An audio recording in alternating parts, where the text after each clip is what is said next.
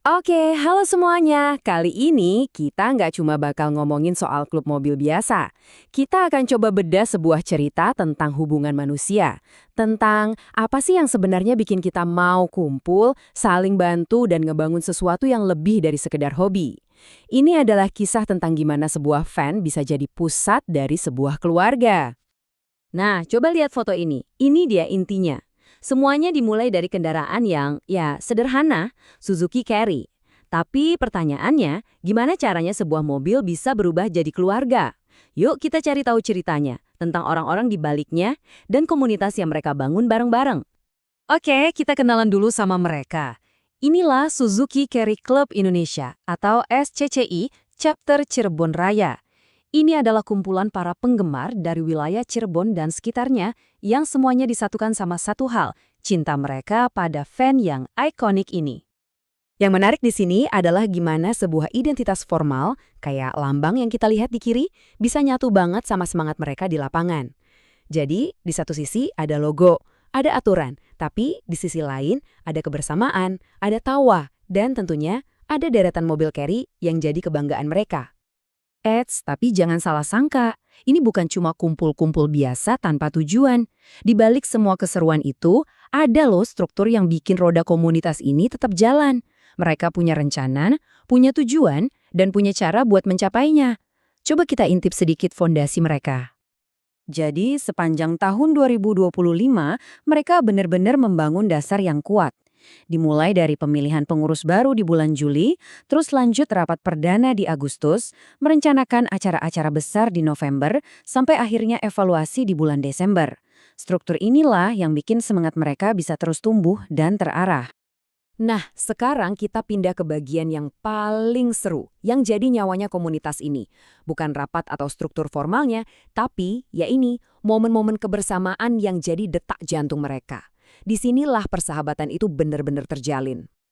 Sebelum kita lanjut, ada satu istilah penting nih yang harus kita tahu, kopdar. Ini singkatan dari kopi darat. Buat mereka, ini bukan sekedar ketemuan biasa, tapi udah kayak ritual. Inilah wadah utama buat mereka ngumpul, ngobrol, dan memperkuat ikatan persaudaraan.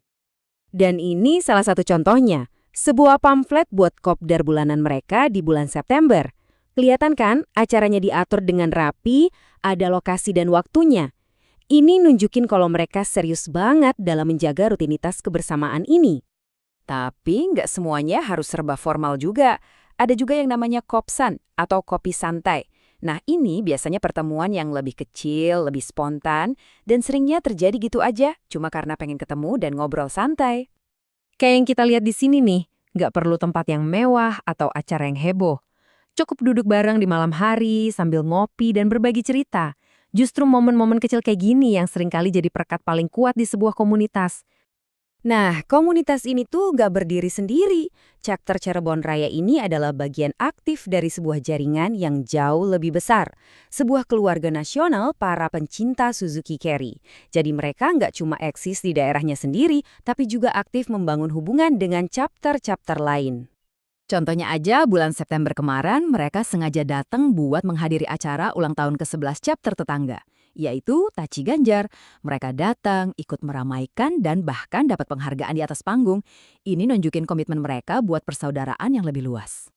Dan jangkauan mereka nggak berhenti di situ.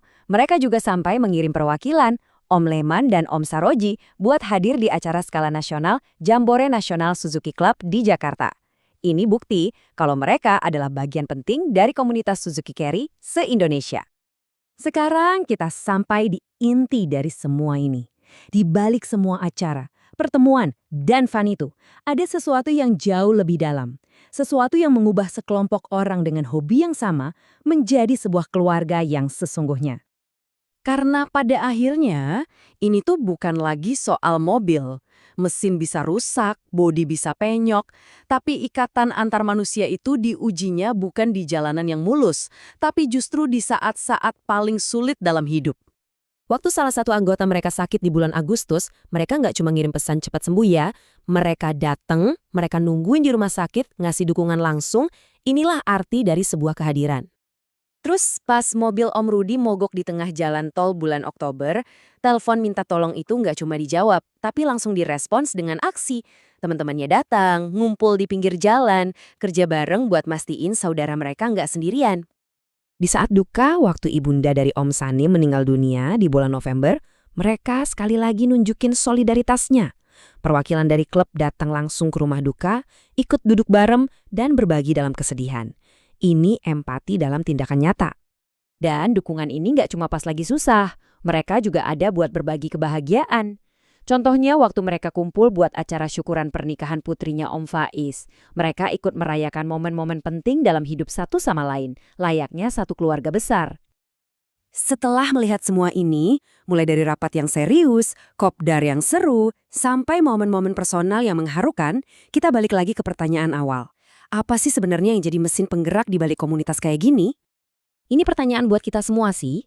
Di era di mana interaksi kita seringnya cuma sebatas layar, cerita dari SCCI Cirebon Raya ini ngingetin kita lagi tentang kekuatan dari kehadiran fisik.